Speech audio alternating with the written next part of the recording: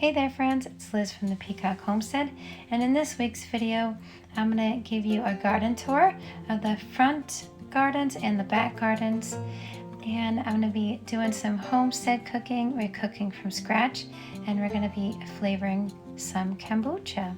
So let's go have some fun. It is a beautiful day today, so I wanted to give you a sneak peek at what's popping up in my garden.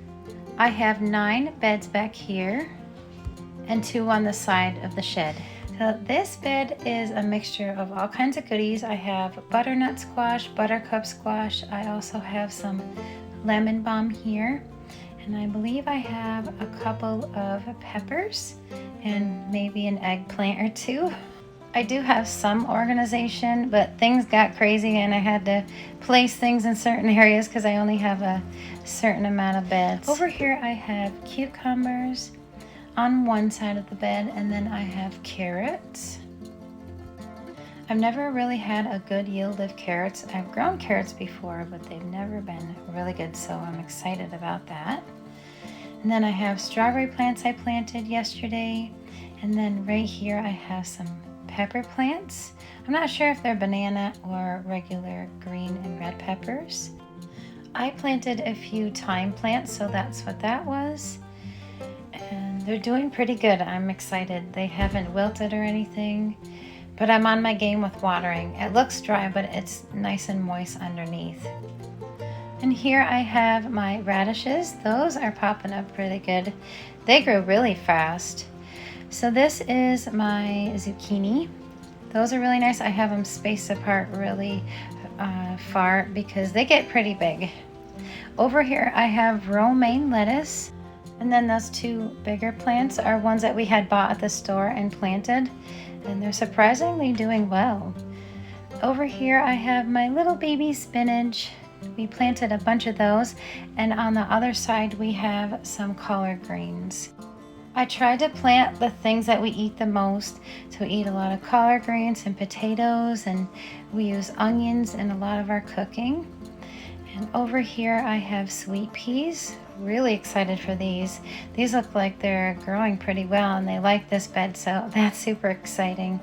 I need to get some trellises for this garden bed and a couple of other ones like my cukes. These are my green beans. I'll have to get a trellis for these. This is one of the beds I just sowed the seeds right in the garden. I have a few other beds like that and some in the front. This is one of my medicinal gardens, so my little babies are popping up there. I think that was some basil there. I planted some borage, some rosemary, and I also have cilantro and dill in there. And the last bed I wanted to show you is my garlic. So this is music garlic. It is a hardneck variety and it produces garlic scapes. Garlic scapes is the flowering part of the garlic. It produces a shoot right from the middle of the plant, and then you can snip that off with the garlic still growing and you can use it in different dishes. It's a really delicious addition to a lot of savory meals. And I make a pesto with it. It's super delicious and it has a mild garlic flavor. Now we're gonna head inside and I'm gonna flavor a batch of kombucha that's all ready, and I'm gonna start a new one.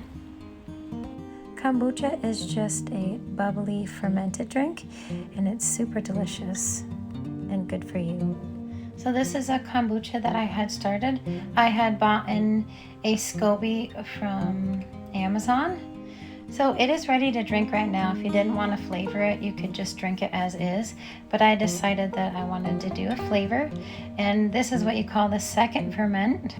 I'm just going to take this SCOBY out and save that, put it in a quart jar, and take 2 cups of the liquid so I can make a new batch with it. It's definitely a little crazy looking. It looks like a jellyfish or an alien from a sci-fi movie.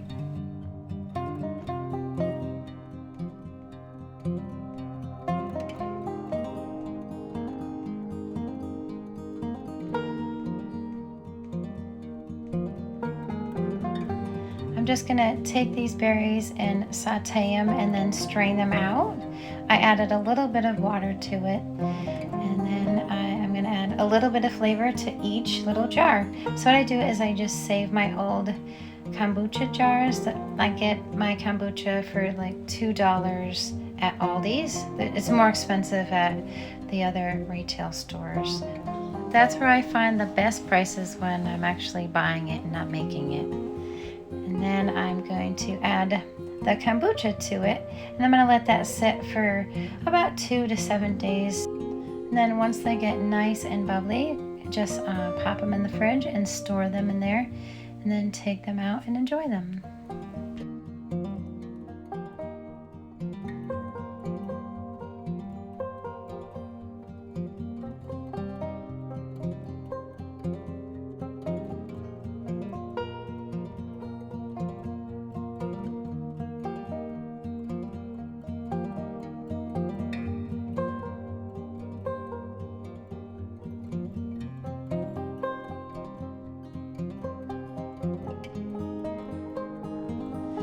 Here's the kombucha that I had saved so I could make a new batch, and I got the SCOBY floating in there.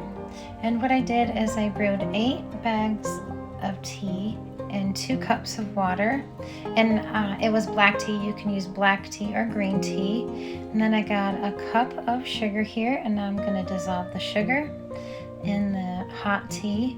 And then I'm going to add water, just bottles of water, non-chlorinated water, and then I'm going to add my saved liquid and my SCOBY, and that's going to be my new batch.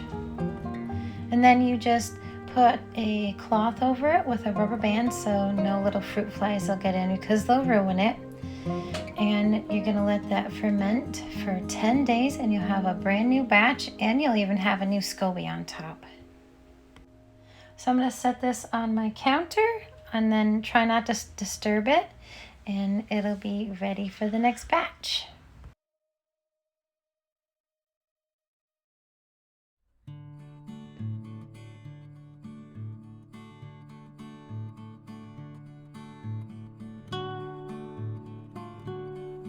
The casserole that I wanted to share with you guys today is a tater tot casserole, and I was just gonna fry up some hamburger, and then I'm going to add some onions to it, and I'm kind of making my own sauce, so I'm going with the flow here. I found a hidden can of corn. I was so surprised I found this. It was way in the back of my shelf on the bottom, of course. I'm just adding 1/4 cup of flour to 1/3. It just depends on how much you want to use. I'm going to give that a good stir, and then I'm going to add some milk. And the spices that I chose today is just salt and pepper a little bit, and then I'm going to add, I would say, a teaspoon of chicken bouillon. That's just going to give it a little depth of flavor. I'm just adding corn because that's what I had on hand. You can use any vegetable that you want, and that'll just fluff it up and make it a nice base for your casserole. I grease my pan up with my beef tallow. You can use butter or whatever you got on hand. I'm gonna get the sauce that I made on the stove and pour it in there, and then I'm gonna add my tater tots, and you can just throw them on however you want, but for the video I wanted to make it look extra pretty for you guys. And then I'm gonna add some cheese on top. So I just kind of shredded what I had on hand. I had a little bit of store-bought cheddar, and then I'm going to bake that for 45 to 50 minutes. I figured I would make this for dinner because it's a really quick and easy meal you could just throw together, and especially since it's gardening season, I needed something quick and easy. Just throw it in the oven and then go back outside, work on the garden, and come back in, and dinner will be all finished. So it'll be a nice nutritious meal that was made with love.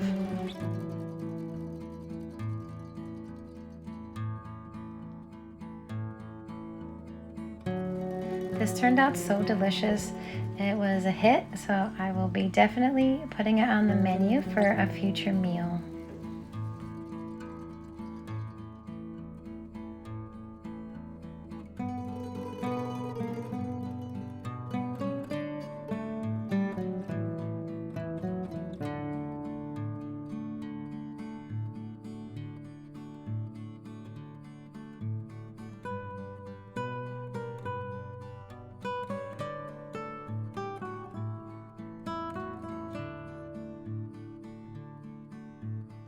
It was definitely too beautiful to be in the kitchen, but I had to get some stuff done for the week.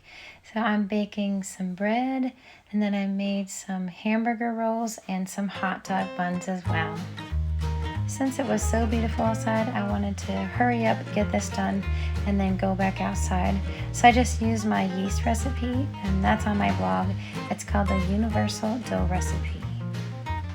And I can pop that below in the show notes.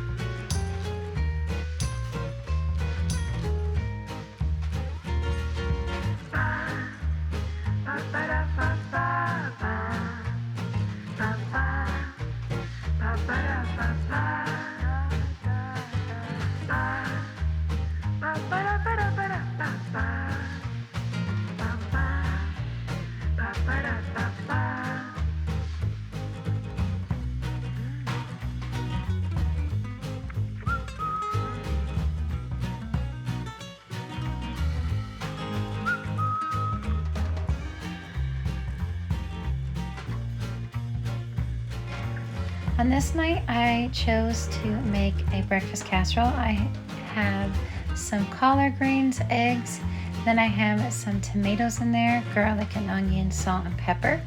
And then I'm gonna use these leftover tater tots that we had. And I'm gonna grease the pan with some of my beef tallow. I actually only have 10 jars left. I did 2 batches and I had 20 jars and we already went through all of that. Isn't that crazy? We use it so much in our cooking and baking, so it saved us a bunch of money and it's been super useful. I usually bake my breakfast casseroles at 350 degrees for about 40 to 45 minutes, or until a toothpick comes out clean. So I thought this was a good idea to put some tater tots on top of the casserole. It turned out super delicious, and we had it for breakfast the next morning.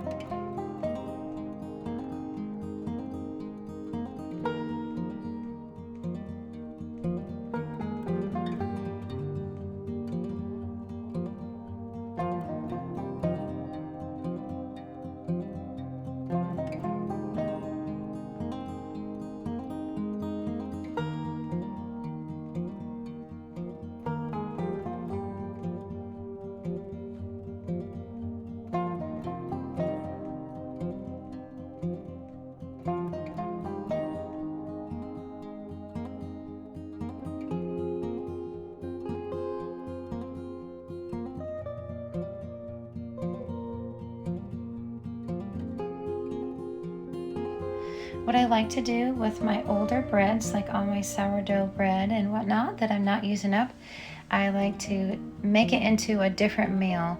So on this day, I am making croutons because we're gonna have a nice Cobb salad. I'm just gonna chop up my sourdough bread like so, and I'm gonna add some spices to it and olive oil. I added herbs de Provence, and I'm adding some salt and pepper. I got my oven preheated to 350 degrees, and I'm just gonna watch it because I don't know how long it's gonna take, but I know I'm gonna flip it every 10 minutes and then it will be nice and crunchy. So that's what it looks like before going in. And then I baked it for about 30 to 35 minutes, and that's what it looks like after. It's super delicious and savory and crunchy. It's perfect for the salad that I made tonight. And for my salad, I just have some ham, onions, romaine lettuce, and little cherry tomatoes, and then I put salt and pepper in it. And that's what our dinner looked like. A nice light dinner. It was really filling though. And it definitely hit the spot.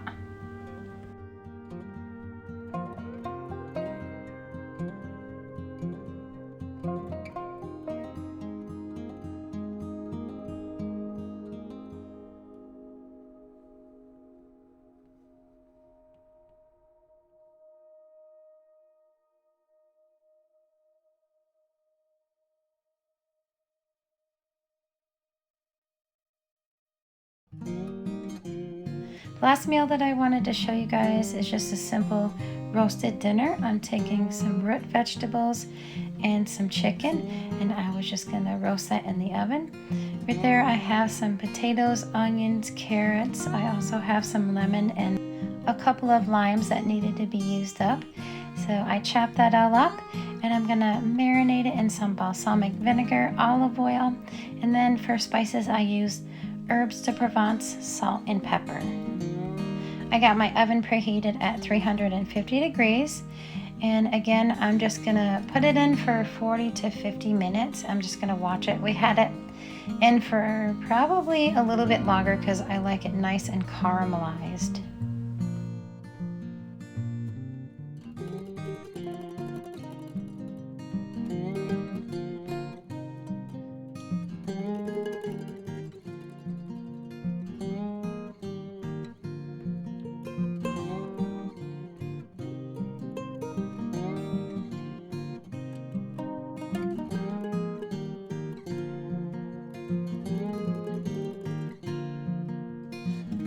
And the last part of the video, I just wanted to show you a couple of things. In my front, I have a few garden beds up here, and I have some fruit trees. This is actually a berry tree. It's a sumac tree, and I make my sumac aid with it. You can actually use sumac aid to hydrate it up and use it for spices and different recipes. And these are some of my starts. I need to plant out some tomatoes there, and I have some squash as well, and then I have more tomatoes. So I'm gonna have to be planting a couple of beds of tomatoes, and then I have a few squash back there, and that is just my morning glory. And then in the middle of that potter I have 2 buttercup squash plants. I have some mint growing around the well there, and this is my beautiful comfrey plant. I have 3 of these, so I can't wait to see them bloom. Right here I have some rosemary I went and I got at Agway. And then right here I have some spearmint. That is coming up nicely. That's been planted for a while. Then I have some peppermint and some chocolate mint. And I like to dehydrate that and store it away for tea for the winter, but it's so much better fresh. I planted a whole bunch of hostas a while back, so they're coming up really nice as well. This bed has beets and carrots, and I planted those right in the bed with the seeds. And over here, my onions are doing so good. I have some red onions and I have some pearl onions in that garden. Right here, I have 2 elderberry trees, and they're doing really amazing. I can't wait to see the umbels that grow on them. The flowers are so beautiful and they're so fragrant. It actually looks like I'm getting elderberry shoots from the ground, so that's exciting. There's another comfrey plant I planted underneath my fruit tree. And then over here I had planted some Yukon Golds and a couple other different varieties of potatoes, and they're doing really amazing. Even under the tree, they love it here. I can't wait to see the harvest that we get out of here. And that's it, friends. Thank you so much for watching my video. Many blessings, and I'll see you on the next one.